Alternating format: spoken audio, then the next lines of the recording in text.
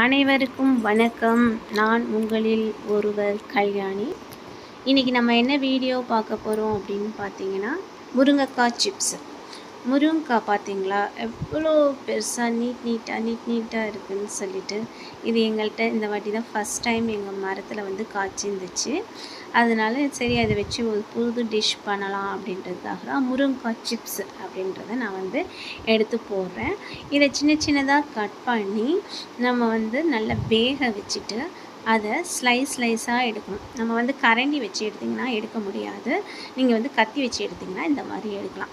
எடுத்து அதை எடுத்துகிட்டு போய் நல்லா நீட்டாக வச்சு காய வச்சிடணும். நல்லா காய வைக்கணும். அப்படியே கும்மலாக போட்டு காய வைக்கக்கூடாது. நீட்டாக வச்சு அழகாக காய வச்சு ஒரு 2 நாள் காய வச்சா போதும். அது நல்லா காஞ்சிடும். அதுக்கப்புறமாட்டிக்கு அதை ஒவ்வொன்றா எடுத்து கொஞ்சம் அப்படியே எடுக்க வந்துடும். அதுக்கப்புறம் எடுத்துகிட்டு வந்து கீழே வச்சு நம்ம வந்து சிப்ஸு செஞ்சு பார்க்கலாம் அப்படின்றது. நான் அது ஃபஸ்ட் டைம் பண்ணுறேன். அதனால் எப்படி வரும்ன்றது நமக்கு தெரியாது. இருந்தாலும் ஒரு வாட்டி ட்ரை பண்ணுவோன்றதுக்காக தான் வந்தோம்.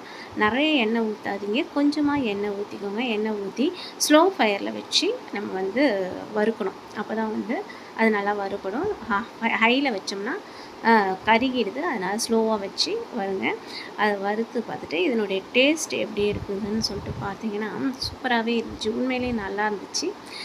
நல்லா சிப்ஸு சாப்பிட்ற நல்லா முறுமுறுன்னு நல்லா கரகரன்ட்டு சூப்பராக தான் இருந்துச்சு சாப்பிட்றதுக்கு.